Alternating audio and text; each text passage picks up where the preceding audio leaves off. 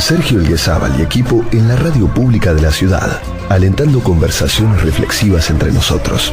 Un programa todos los sábados y podcast para que puedas escuchar las grabaciones cuando quieras. Bueno, aquí estamos transitando el sábado, en este caso con invitada en piso. Ella es Paula Juárez de la Fundación Plurales. ¿Cómo estás, Paula? ¿Qué tal? Buen día, Sergio. Bienvenida. Bueno, vamos a hablar de un trabajo que encabezó, pero que está desarrollado con el abrigo de una plataforma donde están el Instituto Nacional de Tecnología Agropecuaria, el INTI, el de Tecnología Industrial, SED0, la Fundación Avina, Plurales. Es la plataforma del agua. Lo primero que queremos decir es que vamos a hablar de la Argentina. Vieron que cuando se habla de las necesidades ligadas al agua, con la falta de servicios ligados al agua, solemos citar a algunas poblaciones alejadas del África, por ejemplo. Bueno, esto ocurre en la Argentina, donde 4 de cada 10 personas no tienen cloacas. Hay 2 millones de personas en la Argentina que tienen que trasladarse para conseguir agua.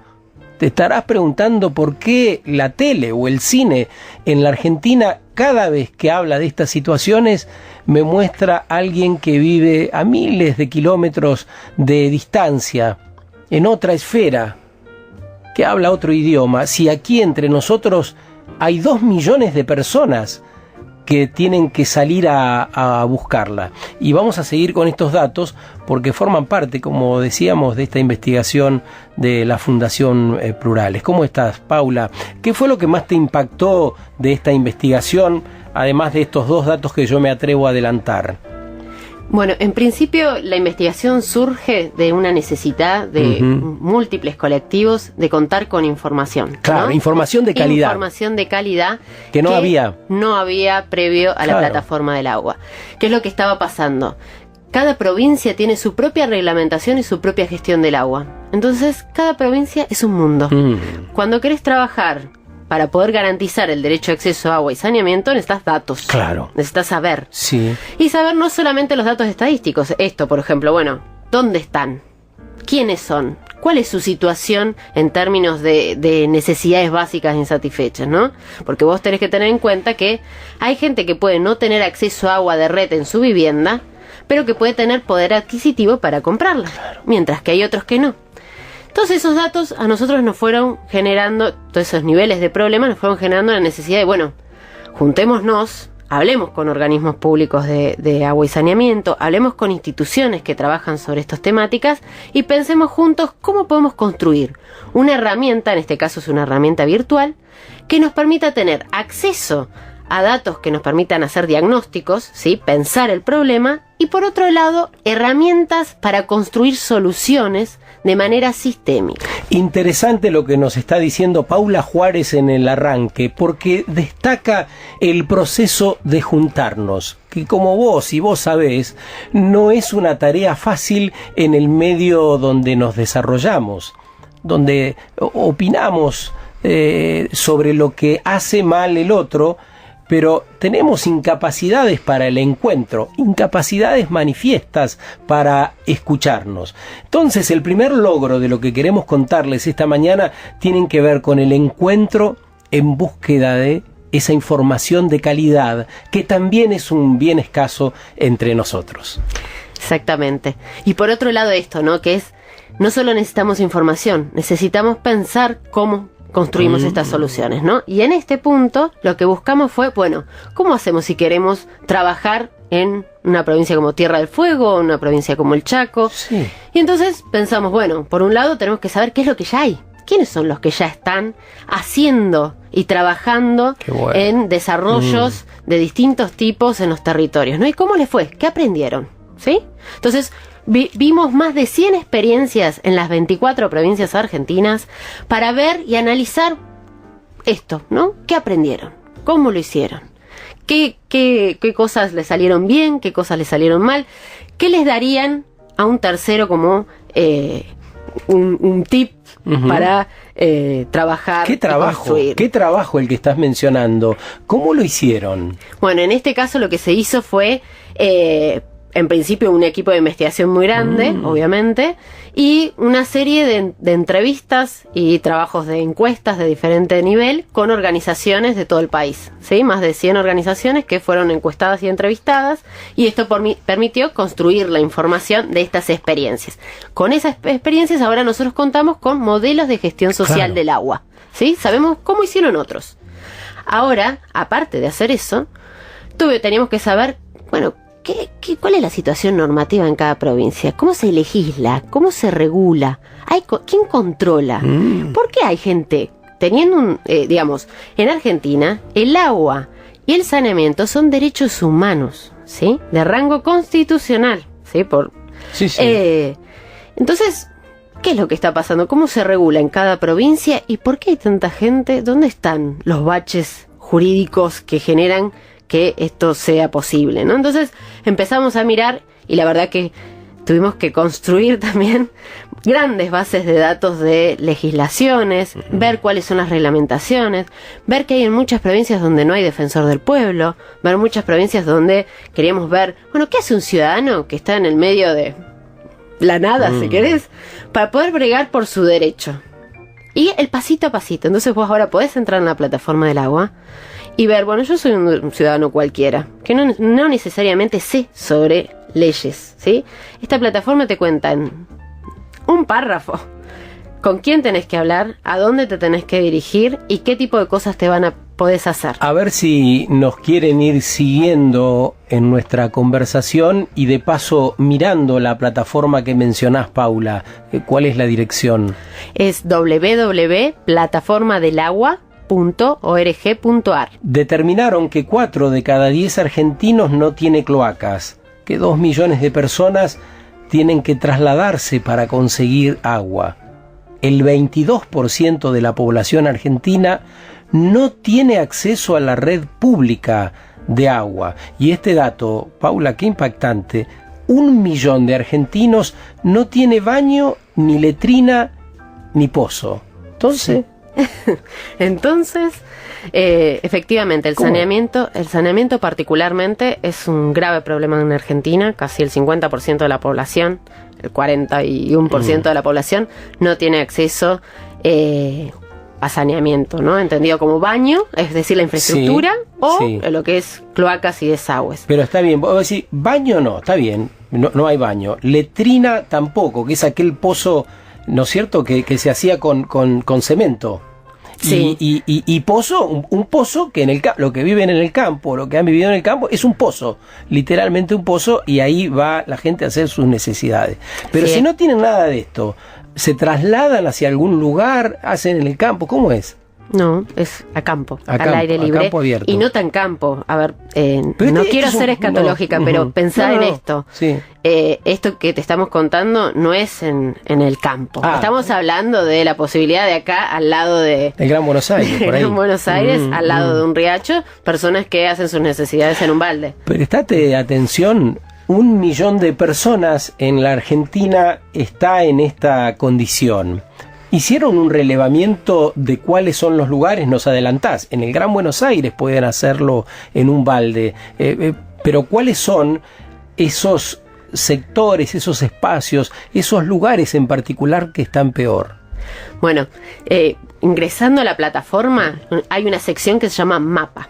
En esa sección del mapa nosotros lo que hicimos fue hacer distintos tipos de datos estadísticos, ¿sí? Para no hacerlo muy complejo, vos tenés un mapita que en colores, como si fuera un semáforo, te muestra a nivel de los 527 departamentos de nuestro país cómo está cada uno de esos departamentos en relación al saneamiento y al acceso a agua. Esto por un lado, y por otro lado te muestra también cómo están en relación a necesidades básicas insatisfechas, es decir, quiénes están no solamente sin tener acceso a agua o a saneamiento, sino que aparte de eso está combinado con pobreza estructural. De lo que te acordás, ¿cuáles son las provincias que están en situación más crítica? Mira, nosotros hicimos algo que se llama Índice de Urgencia para la Gestión. Este índice... Qué bueno, índice de urgencia para la gestión.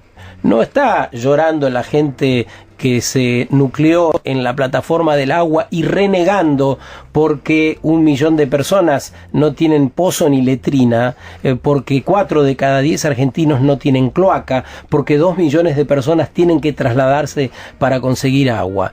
Están trabajando para que las gestiones, para que esto cese, resulten eficaces. Exactamente. Entonces, nos decías, ¿entras ahí?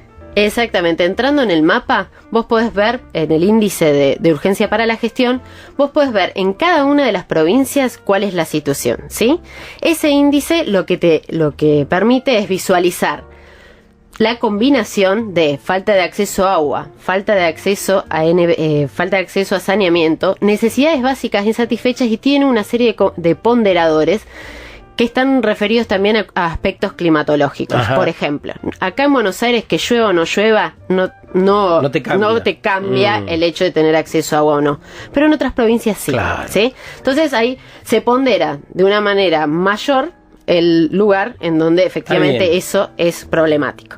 Entonces, el índice para la gestión lo que te dice es, mira, en estos lugares donde está en rojo, hay que hacer es donde gestión hay que empezar. Ya.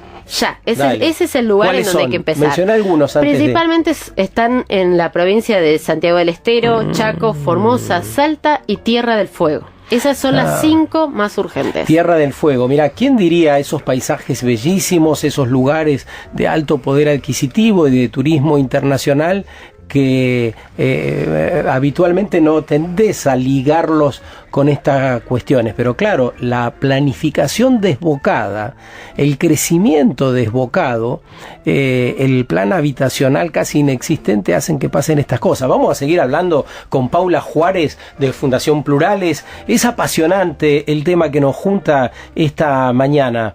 Habla de nosotros, de nuestras necesidades, pero también de todito lo que hay por hacer.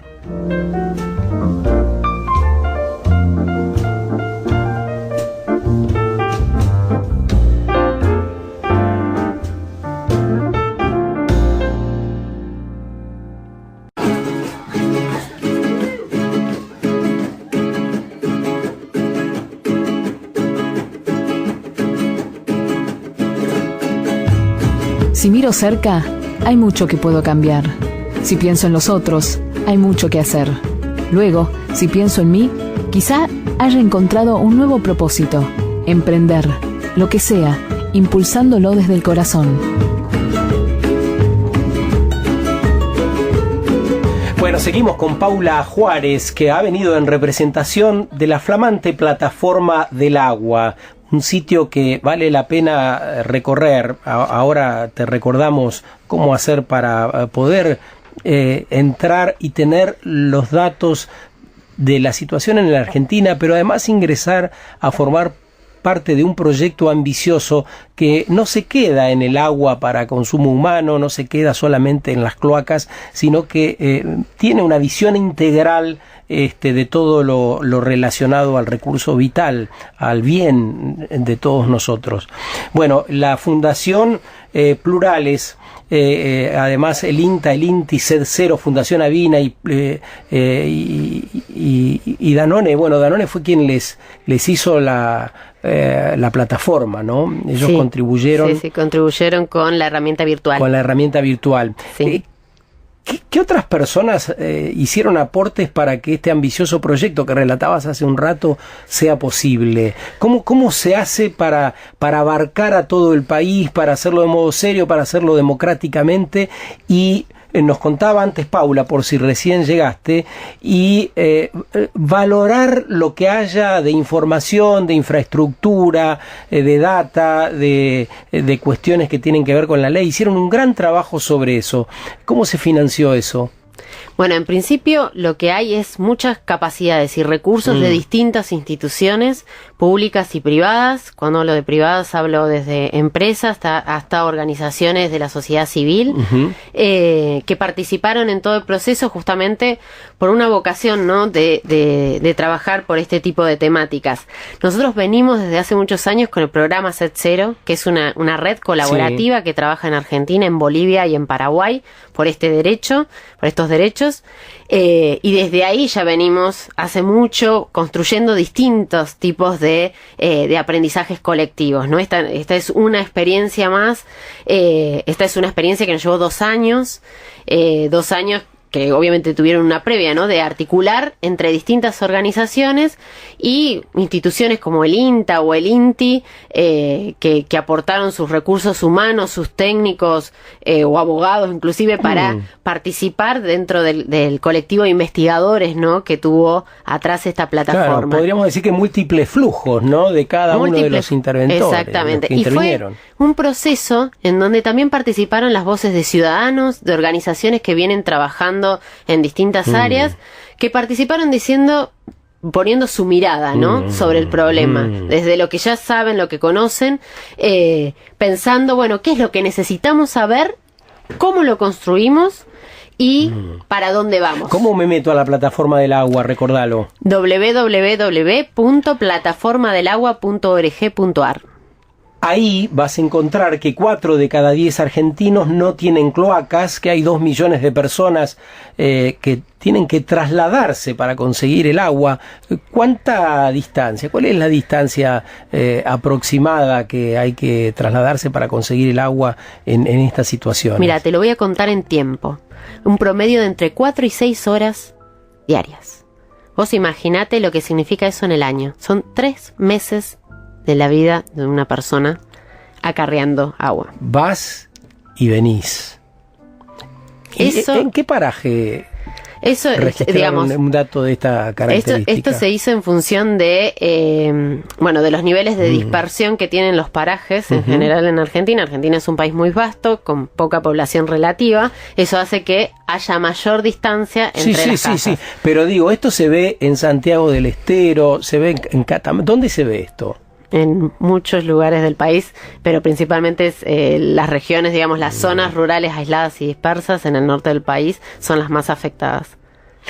Tomaste nota, ¿no? De 4 a 6 horas diarias para traer el agua para poder tomar y hacer alguna comida, supongo. En general, son mujeres y niños los que cumplen este tipo de tareas. Y tiene otro tipo de factores. Vos pensá, una familia que tiene que hacer esa dedicación horaria todos los días, lo que representa en términos de la dinámica económica. O sea, no tener agua significa que vos aparte perdés un montón de horas para poder tener ese recurso que es vital, es necesario para que lo puedas tener. Y por otro lado, eso también pensar en otras cuestiones asociadas como la salud. La salud de una persona que todos los días acarrea muchos litros de agua para poder, no solamente para su consumo humano, sino también para el consumo de sus animales, de sus huertas. En la vuelta que dieron por el país entero, supongo que habrán detectado deficiente planificación o planificación que no atiende prioridades. Contanos qué pasa cuando eso ocurre. Bueno, lo que pasa son cosas muy locas, como por ejemplo darnos cuenta de que se planifican escuelas con baños sin planificar la cantidad de agua que necesitan esos baños más el agua de la escuela en sí. O sea, agua, tenés una nueva edificación con baño sin agua. Es muy difícil de entender eso. Es muy difícil de entender, ni hablar, este tipo de cosas, planteándotelas a gran escala, ¿no? Hay mucha infraestructura, por ejemplo, grandes obras. Ya ni siquiera pienses en las zonas rurales. Pensemos en las ciudades. Ver ciudades que tienen cloacas, pero que casi el 100% de esa población no tiene acceso a la cloaca. Claro. ¿Por qué?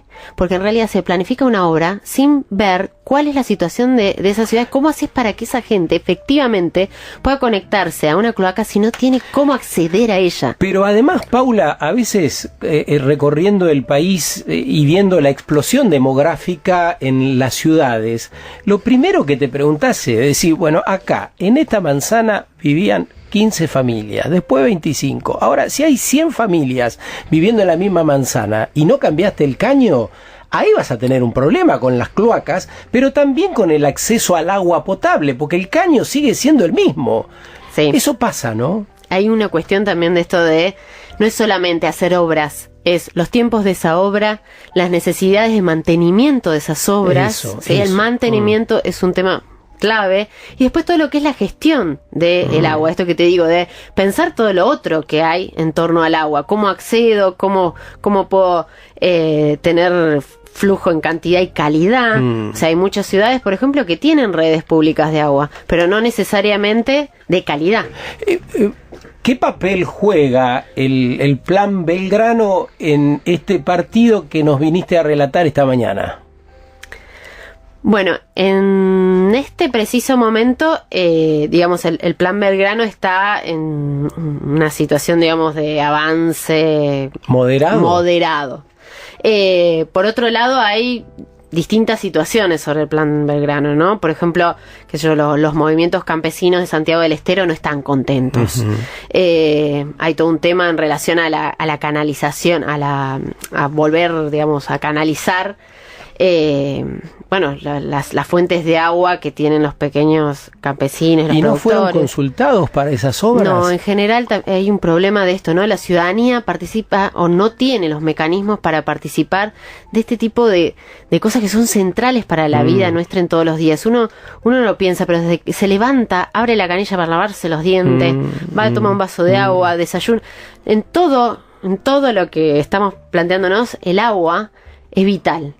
Y pensar que los ciudadanos no podemos tener algún nivel de injerencia sobre este tipo de megaobras, hace que pasen estas cosas también, ¿no? Esto que te decía, una megaobra de cloacas que no tiene usuarios reales. O sea, vos tenés un mega acueducto sin usuarios.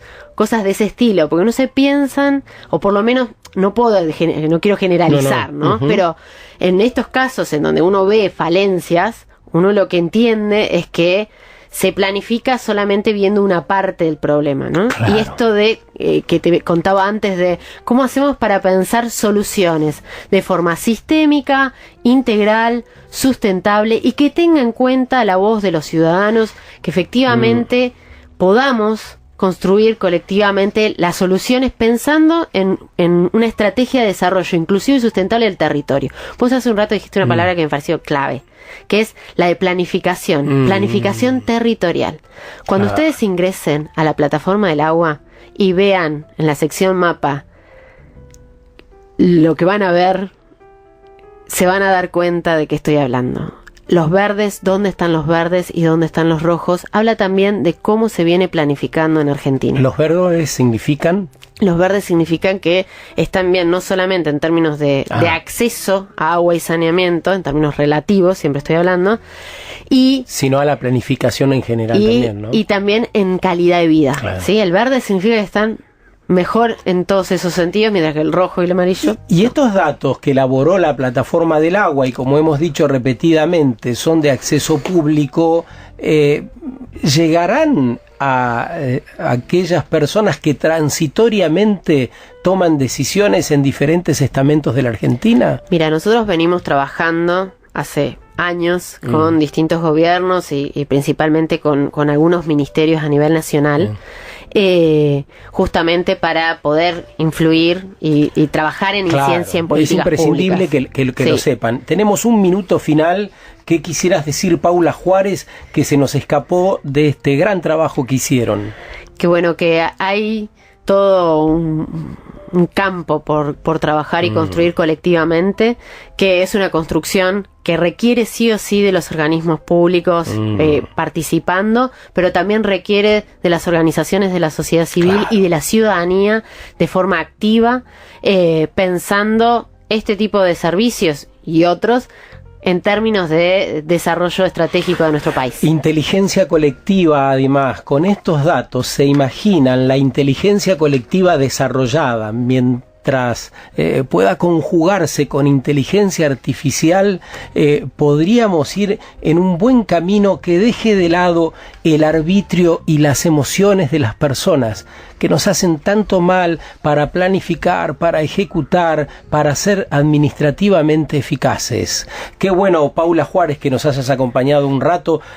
De final, otra vez reiterar cómo entrar a la plataforma que nos has hecho dar ganas de conocer. www.plataformadelagua.org.ar. Muchísimas gracias. A vos.